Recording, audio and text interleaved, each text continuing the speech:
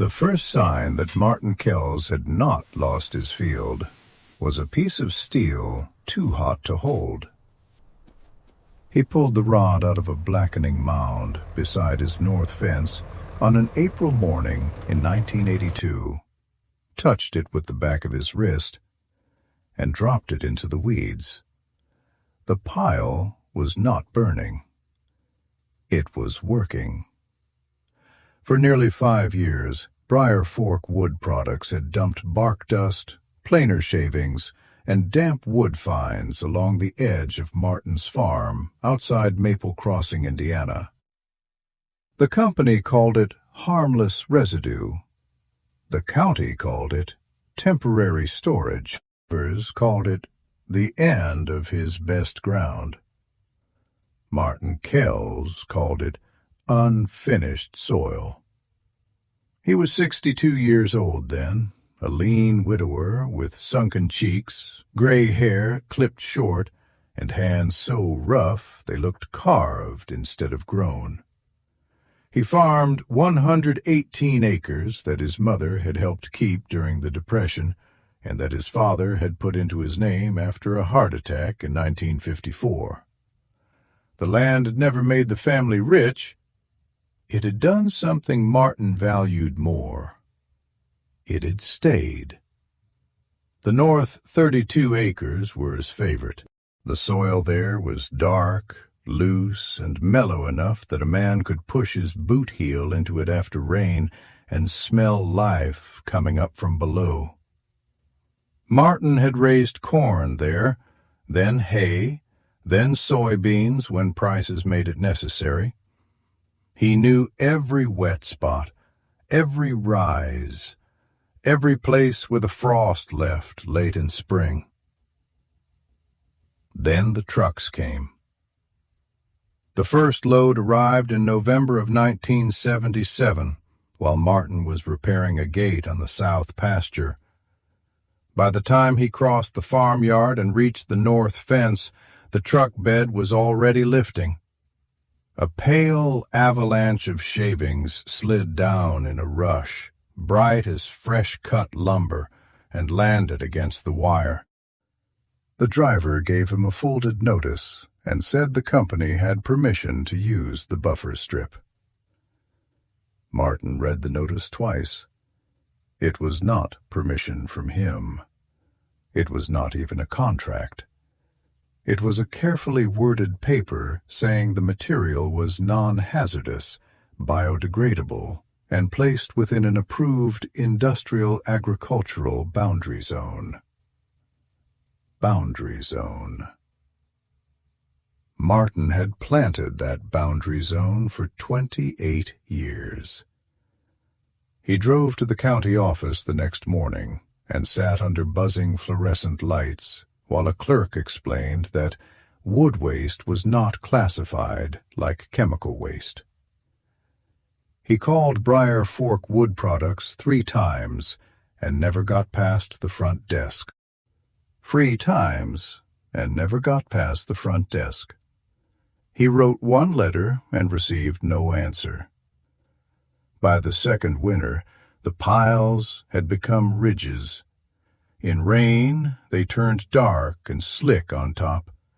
In summer, they dried into powder that blew over Martin's young plants and stuck to the leaves. The low end of the north field began yellowing first. Then whole strips stopped producing. By 1981, Martin had quit planting the closest rows because the seed there came up weak, pale, and embarrassed, like it knew it had been put in the wrong place. The company did not slow down. In February of 1982, Victor Haynes came to the farm.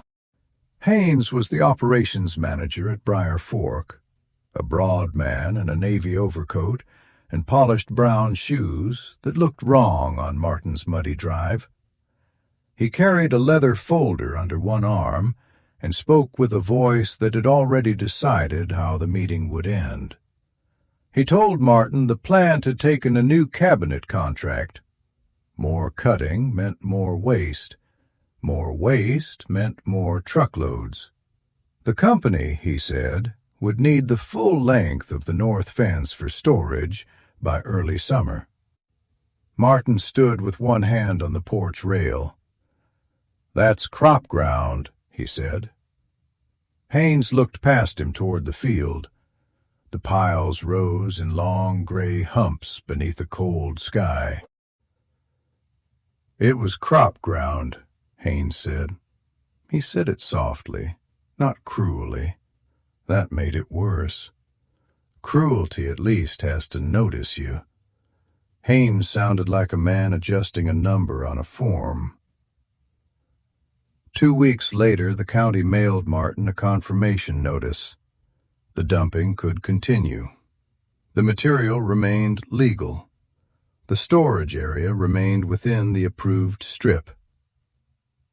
Martin folded the paper and laid it beside his coffee cup. He did not call a lawyer. He did not paint a sign. He did not stand by the road waving his arms at trucks. The next morning, before the sun had cleared the machine shed, he started his 1951 Farmall Super C, hitched the manure spreader, and backed it toward the first ridge of wood waste.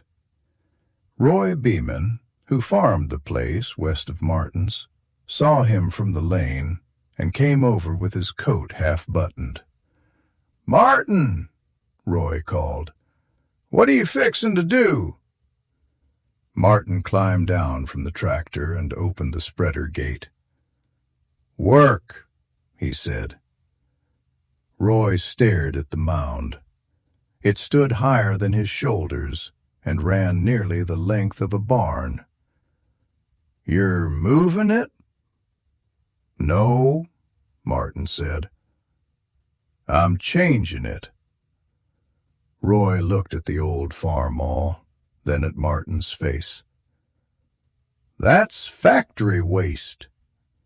Martin nodded. "And wood like that will rob every bit of nitrogen you've got if you plow it in raw." "I know." Roy waited for more. Martin gave him nothing. At the feed counter in Maple Crossing, the story took 2 days to become entertainment. By Thursday morning, men were repeating it over paper cups of coffee. Martin Kells had finally decided to farm the dump. Martin Kells was mixing cow manure into factory shavings like he was baking a cake for the devil. Martin Kells had lost Ada 3 years earlier, and maybe part of himself with her. Victor Haynes heard about it at a business breakfast in town. Someone asked if the old farmer was causing trouble.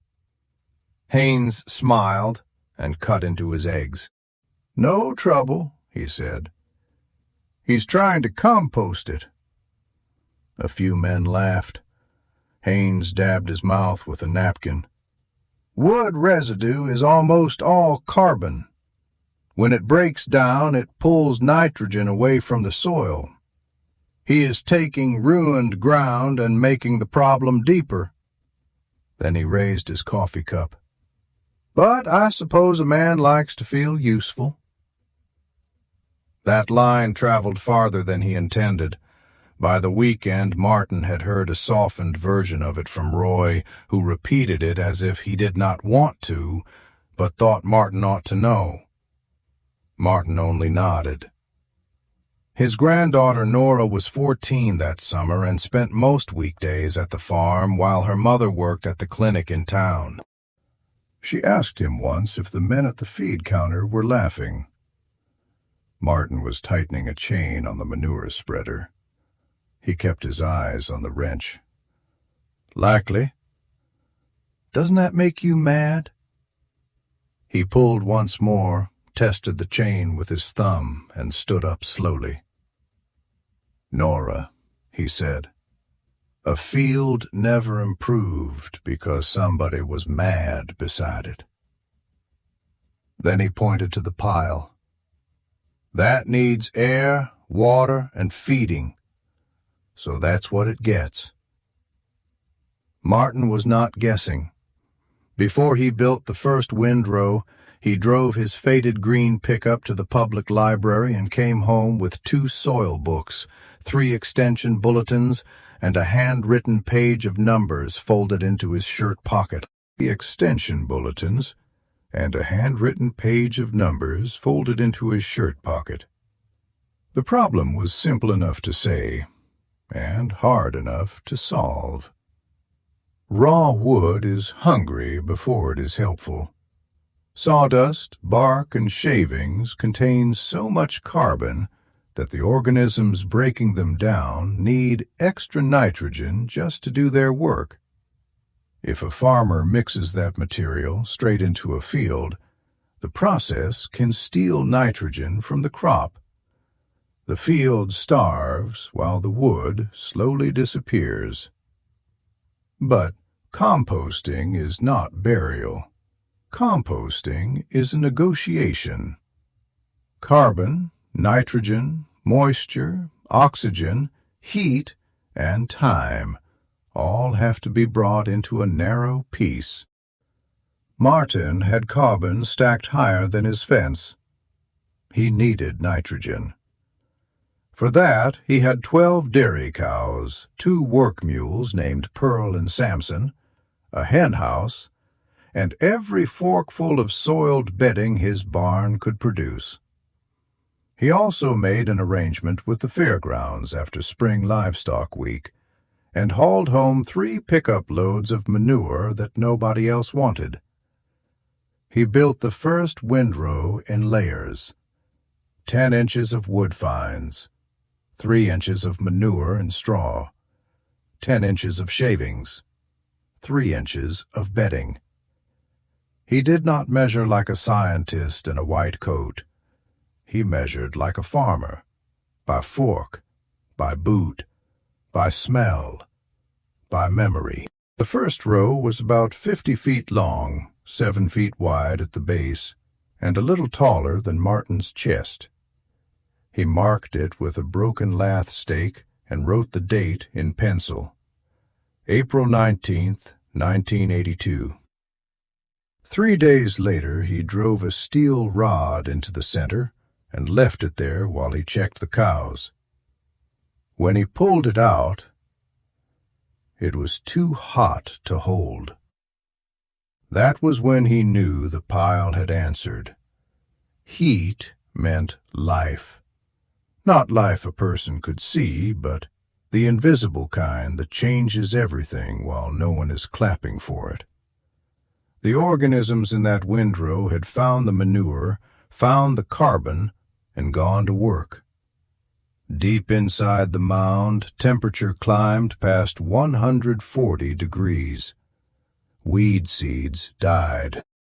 Sour edges began to sweeten. The waste started becoming something else. But a pile that heats can also fail. If it gets too dry, it goes quiet. If it gets too wet, it turns slick and rotten. If it is packed too tightly, it suffocates. Compost is patient, but it is not forgiving of neglect. Martin turned each windrow every 12 days at first. He used the farm awl for the heavy pulling and a pitchfork for the parts the tractor could not reach. The work was slow and ugly. Steam rose around him in the mornings. Flies gathered in the afternoons. His shirt stuck to his back. His bad shoulder, injured years earlier when a wagon tongue slipped, burned by noon and throbbed by supper. By June, he had 6 rows working. By July, 1 of them went wrong. It was the 4th row, the one closest to the ditch. Martin had packed the middle too tight after a rain, and the inside turned gray-black and sour. When he opened it with the fork, A smell like ammonia and swamp gas rolled out hard enough to make Nora step back with her sleeve over her nose. 2 days later, a county sanitation officer left a warning paper on Martin's gate. If the nuisance odor continued, the operation could be ordered stopped. Victor Haynes heard about the warning before Martin had finished repairing the pile. At the feed counter, someone said the old man's science project had gone rotten. Haynes shook his head with a sad little smile. "That is what happens," he said, "when a farmer mistakes waste management for farming."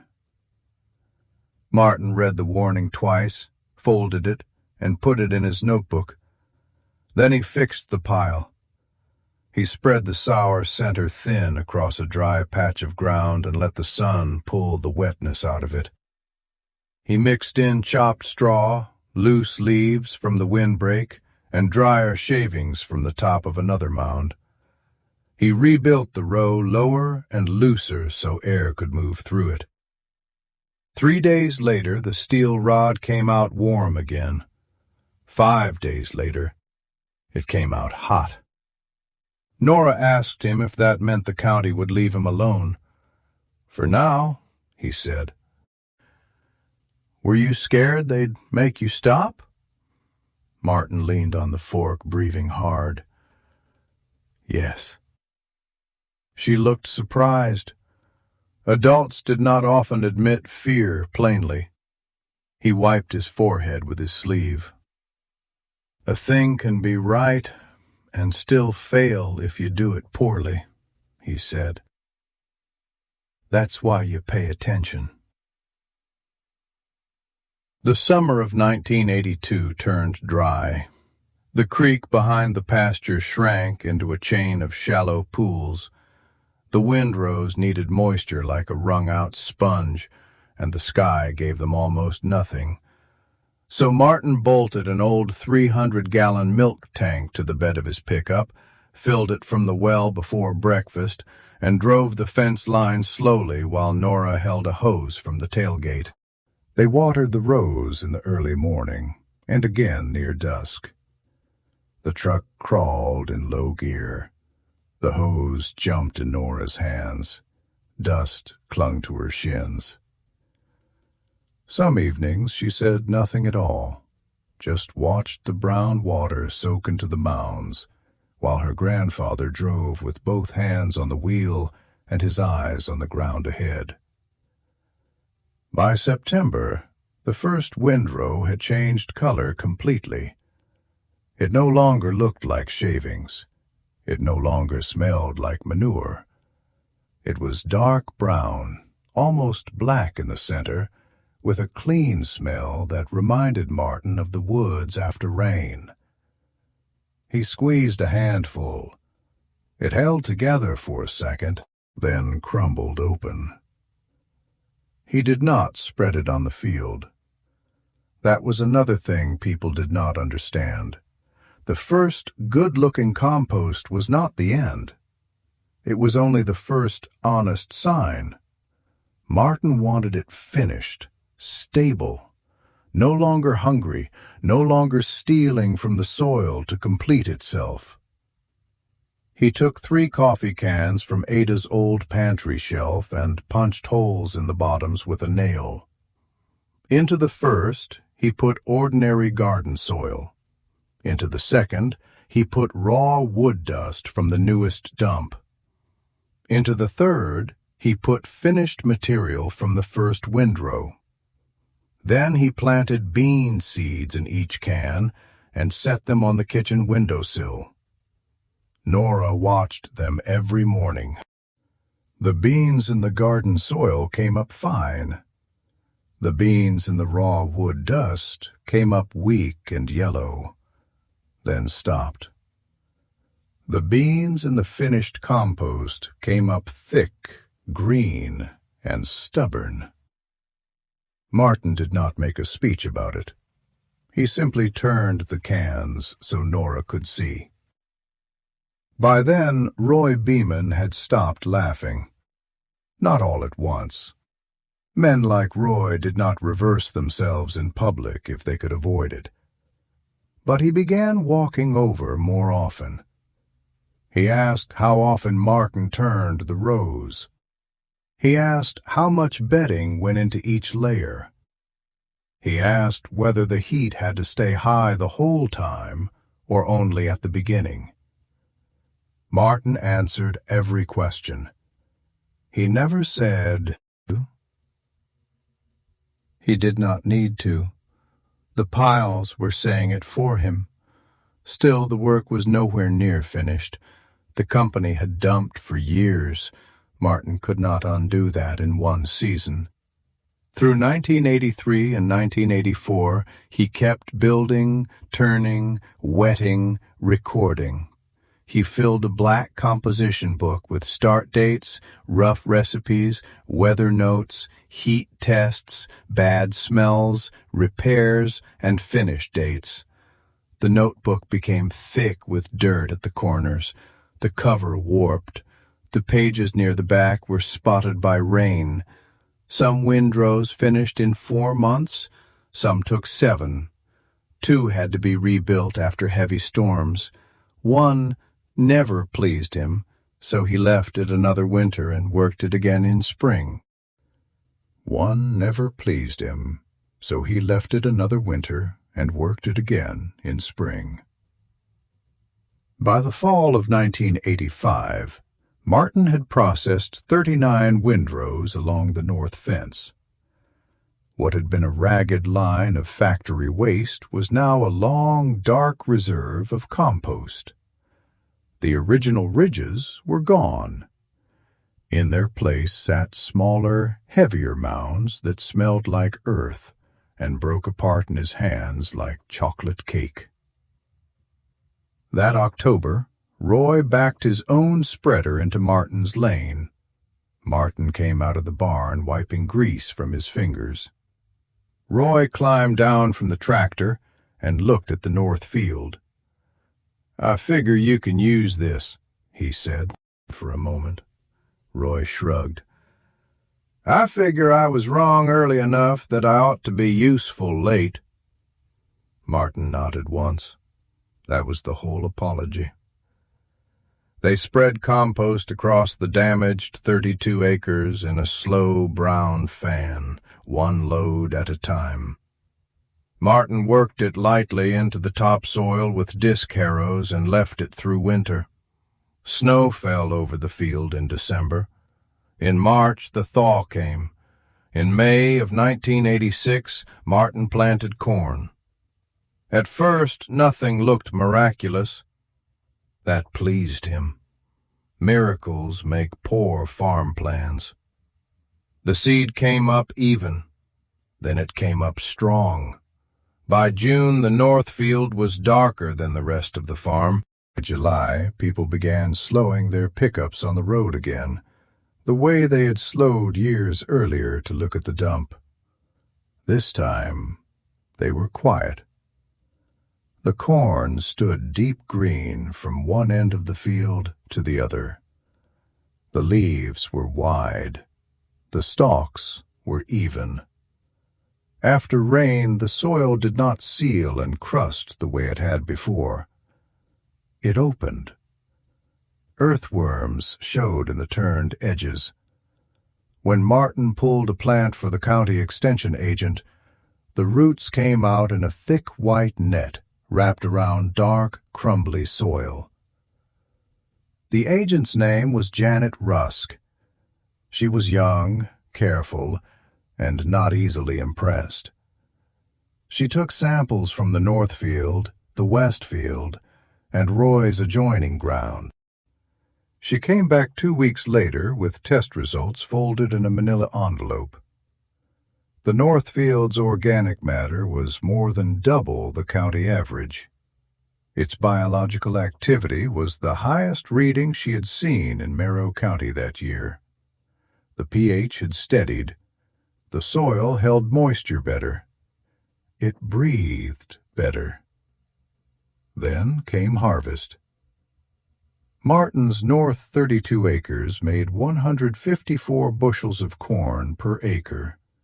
The county average that year was 112. Roy Beeman stood at the edge of the harvested rows with both hands in his coat pockets, looking over the stubble. "I don't know what to say," he admitted. Martin looked down at the soil. "Say it's better," he said. Roy nodded. "It's better." The news reached Victor Haynes the way small-town news always does, indirectly, then repeatedly, then in a tone that made ignoring it impossible. He heard about the extension report. He heard about the yield. He heard that the field beside his company's dump had outproduced farms that had never been buried under a single truckload of waste. In November, Haynes drove out alone. No leather folder, no polished speech, just his car pulled onto the shoulder near the north fence while he looked at a field that should have been dead. Martin saw him from the barn but did not go out. He let the man look. A month later, a letter arrived from Briar Fork Wood Products. Martin opened it at the same kitchen table where he had once folded the county notice beside his coffee. The company would end all storage along his property line by spring. It had made arrangements with a soil products outfit in another county. The letter also said Victor Haynes had spoken with Janet Rusk and would appreciate an opportunity to understand the process Martin had used. There was no apology, not in the words, but the letter existed. It had been typed, signed, mailed, and sent by a man who had once said Martin was making the problem deeper. Martin wrote back on one sheet of plain paper. He said he would talk to them. He said wood waste could be useful if handled properly. He said the ground was recovering well. He meant all of it. That was the part some people never understood. Martin Kells had not spent 4 years trying to humiliate a company. He had spent 4 years refusing to let a company be the final author of his land. Nora grew up and studied soil conservation at Purdue. Years later, she would tell people that her first classroom was the tailgate of a pickup, holding a hose over a steaming row of wood waste while her grandfather drove slower than walking speed. Martin farmed the North Field until he was 76. In the next 9 harvests, that ground never again fell below the county average. 4 times it was the best-producing field on his farm. When people asked how he had saved it, Martin never made the answer grand. He would say, "I didn't save it. I just stopped treating it like it was already gone." Then he would bend, pick up a handful of soil, and let it fall through his fingers. Martin Kells did not beat the factory by fighting its waste. He beat it by refusing to call anything worthless, until the ground had finished speaking.